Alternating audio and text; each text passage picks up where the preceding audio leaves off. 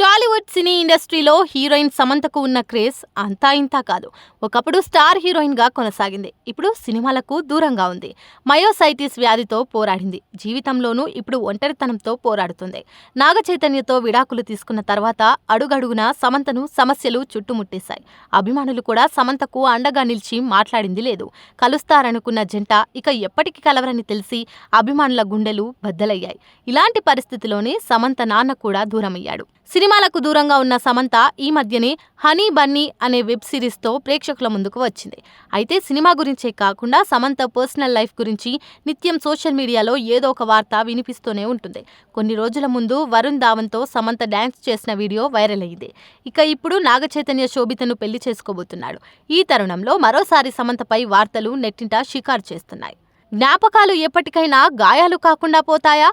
ఆ గాయాలు మానకుండా ఉంటాయా? చెప్పండి. ఇప్పుడు సమంత పరిస్థితి కూడా అలానే ఉందని నెట్టింట కామెంట్లు వినిపిస్తున్నాయి. మరికొందరైతే పాపం సమంత అంటూ కామెంట్లు చేస్తున్నారు. సమంతతో విడిపోయినప్పటికీ చైతు ఆమెను గుర్తు చేసుకుంటూనే ఉన్నాడట. సమంత చెట్లను జాగ్రత్తగా చూసుకునేదట. ఆమెకు చెట్లు అంటే అంత ప్రాణమట. ఇక నాగ చైతన్య ఆమెలాగానే ఇప్పటికీ ఆమెకు ఇష్టమైన చెట్లను కంటికి రెప్పలా చూసుకుంటున్నాడట.